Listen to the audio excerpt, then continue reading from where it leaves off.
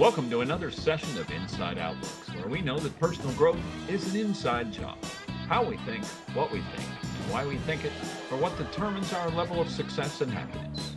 It's time to take a look inside to change the world around us. What do you do when you don't have that vision, or where do you start? You feel lost. You feel like you don't know what future you want, what future you has achieved, or what it feels like. And We don't we'll ruminate on that one. I go to, so I know there are two times in my life where I had a vision for something that was so strong that I knew it was going to happen. But it came, and one of them came from confidence level, and one of them just came from almost this feeling of I'm gonna manifest this. The first was the Broadway show I did. I knew as soon as that came across my plate, my friend Jeff, who was an agent for opera singers, knew it wasn't for his people, sent that he got a fax, right? This is a long time ago. And he called me and he said, I just got this. It came in. It's not for any of my artists, but I thought it might be something you're interested in. When I got it, when I saw what it was, I was like, I am going to get this role. This was made for me. This is right. And I did, right? The only other time I had that strong of a feeling about anything was South Africa with KW. This moment I saw that message come across, I thought, this is for me. This is going to happen. And I'm going to make this happen. I'm going to find a way to make this happen. And so I think what you're asking, and I think I'm the same, is how do you create that if it's not something that you're that passionate about? Or should we be just looking for the things we're that passionate about? Well, no, a miracle, it's miraculous. It's, many would say, oh, what a coincidence, right? Or how ironic or whatever, right? But no, I think it's all that stuff is, again, it's manifestation slash the secret slash whatever comes from back what we were saying earlier. It's what you focus on, right? It's the reason you start seeing evidence of certain things is because that's what you were talking about. That's what, like we could sit here all day and talk about accountability, and likely we're going to see some stuff about accountability over the next couple of days, right? That pops up. It's going to come up in conversations. We're going to see it on TV or on the internet or whatever it is because it's here. It's back to the RAS again. That reticular activator is looking for what we're talking about, right? And that's why it's so important, right? That's the whole inside outlooks thing, right?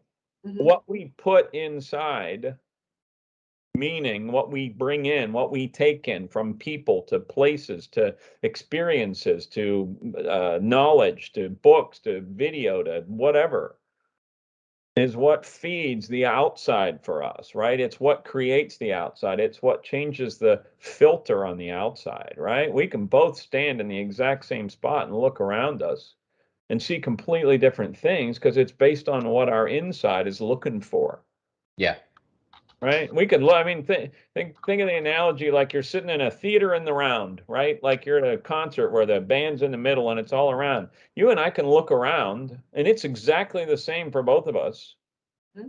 But if I said, tell me about two people you saw, you're going to say, I saw this guy in a yellow scarf and it's August, and I saw a woman in a red hat, right? And I'm going to say, oh, that's funny. I saw a guy in a white T-shirt with a baseball hat on and whatever, right? Like it's the same thing, but we're all looking for different stuff. Right. If we'd gone into that and I said, before we go in here, I want you to look for millennials and how they dress, we're going to come up with a similar vision, right? So it's what we put in first is what we're going to look for, what we're going to find. Sometimes it's going to feel like coincidence, but in reality, it's not coincidence. It's our imagination creates that stuff, right? Because it's what we start looking for. That's why the secret is there, right? That's why the secret has the message it has that, if you just think about it and you just keep talking about it, right? But so does Think and Grow Rich, right? Oh, right.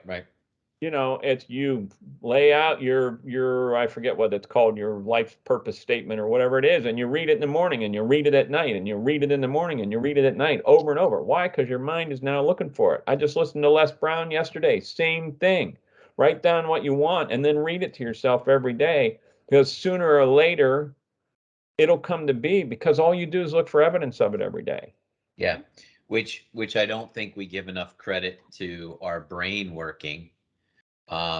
We think it's magic. We use the word miracle when there is a component of this that's biological or neurological or even psychological, right? We're looking for evidence, the behavior, right? We're looking for evidence to support our beliefs. That's one. And then there's that the way the brain functions from recording information. There's reticular activation. You identify one thing and say it's important to me, and then all of a sudden you're picking up information all over the place, and all of a sudden it's a miracle.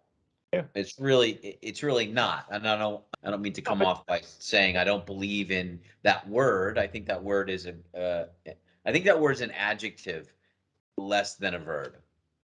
Well, I think, I mean, the simplest analogy to me, and I use it all the time, is if you look at a football team, if they go into the locker room after their warm up on the field and they talk to each other and they go, "Did you see how huge that team is? How big those guys are? They're going to crush us." If that's all they say, how much does their chance of winning drop? Well, that's what we do every day. If we go out the door going, "Man, this day is going to suck," right? Or if we go out the door with no thoughts on it, we're just going to get whatever, right? But if we go out going, "I'm going to crush this day. I'm going to have an awesome day." And I mean, it's that simple, right? But how often are any of us? And I mean, I coach this stuff all the time. And how often do I walk out the door with the intention, "I'm going to crush this day"?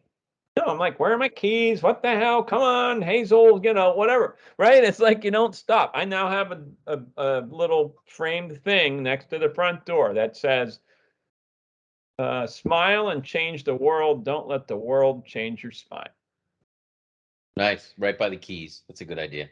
Exactly. So, I mean, it's, and I got another one by the coffee maker that says "Choose happy," right? Because I need reminders and I talk about this stuff all the time. It's annoying. So your house is just fucking bossy. It is, man. It tells you what to do. It's like, you better be positive. Just smile. Smile. Motherfucker, at that door. Smile. Get out there and make a difference, damn it. I'm So, a $sign from Home Goods and I say, "Choose happy." If you did. So you guys coach people to this. People are listening to the podcast. They say, "Okay, Matt, Dave, I'm on board. I get it. Like, what I focus on expands. If I buy a red car, I see red cars everywhere, like whatever." Then I believe the question is, okay, is it a sign by the door? Is it an accountability partner to check in? Like, how do I stay on track? How do I make the things, like, I've picked what I want to focus on. How do I focus? We are, the human brain is exposed to, I believe it's 40 million, it may be 40 billion, I don't know, 40 million points of information at any given point in time. Wow. I'm sitting at my desk, right? And I can give you 10 right now. Like, I see Matt, I see Dave, I see the hummingbird over there in a tree, and there's light coming this way, and there's a car moving over there. Like romper room, but she won't remember that. Go ahead. Actually, also a baby possum behind me. I don't know if you see that in this box. I see something. But it's a real living baby possum. It's asleep, so I'm not going to pick it up and show you. What's better than a real baby possum? I mean, a stuffed baby possum? I think the real one is the best.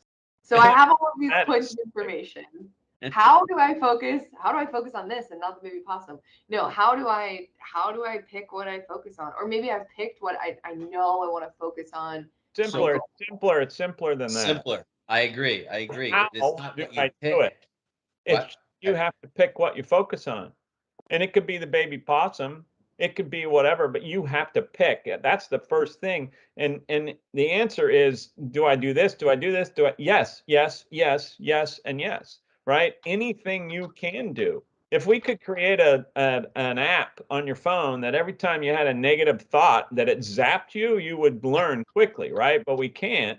And so it's, it's in KW's bold, they give you this purple rubber bracelet. And every time you say but, or have a negative thought, you're supposed to snap your wrist or put it on your other wrist to remind you, right? I always forget I even have it on my wrist, so it didn't help me that much, but that's just me, right? But it's feeding. It's the sign next to the door telling you to smile, right? It's the choose happy sign. It's the what am I going to do now? I'm going to, what? I could listen to music in the car, but no, I'm going to throw on my audiobook on Angel Inside. I'm going to throw on Les Brown when I'm in the shower instead of listening to music, because it's hard to start your day without a smile when Les Brown is going, you've just got to get out there and, believe in yourself, or whatever he's saying, right? I mean, that's choose it. Yes, choose, right? Because I think that I agree with you on the simple, because Daryn, you're saying how do I choose what to focus on, or what do I focus on? Or I've already chosen, but I don't. Okay, so I want to be more positive. I want my life to be super positive, and I want to be happy like you guys and fulfilled. There it is, right there. Stop. That's it, because you said it in your quote. There's your answer. Your answer's in your quote. Your mindset determines, I put this in Google search, your mindset determines the miracles you recognize around you. That's it. You have to have the mindset. The answer to your question about what do I pick to focus on, what do I pick for my vision, you have to have the mindset first, and that determines what you're going to pick. Even before the mindset, you have to have the intention to change your mindset from autopilot to manual, right? So if we are curious enough to look at what our mindset is and challenge it, we're already in the mode of analyzing and saying, what can I change differently? Because if you choose to play with the non-dead possum that's behind you all day, that might be in your value system, but it might not be towards the mindset that you want to create of, I want to connect with more people, right? Sure. So back to Matt, you can make that conscious choice rather than it be a auto response choice. Because actually it's never really an auto response choice. If we have a mindset, the mindset dictates what you're going to focus on. Because to your point, back to the miracle, or back to the quote, it determines the miracles you recognize around you. It doesn't say that there's one miracle. It says what you recognize is a miracle. That's the way I read that. Yeah. So the possum could be your miracle for today. The hummingbird or the podcast could be your miracle today. To Matt's point on the smile, it's how you approach it. Thanks for listening, and remember, your outside world is an inside job. See you next time.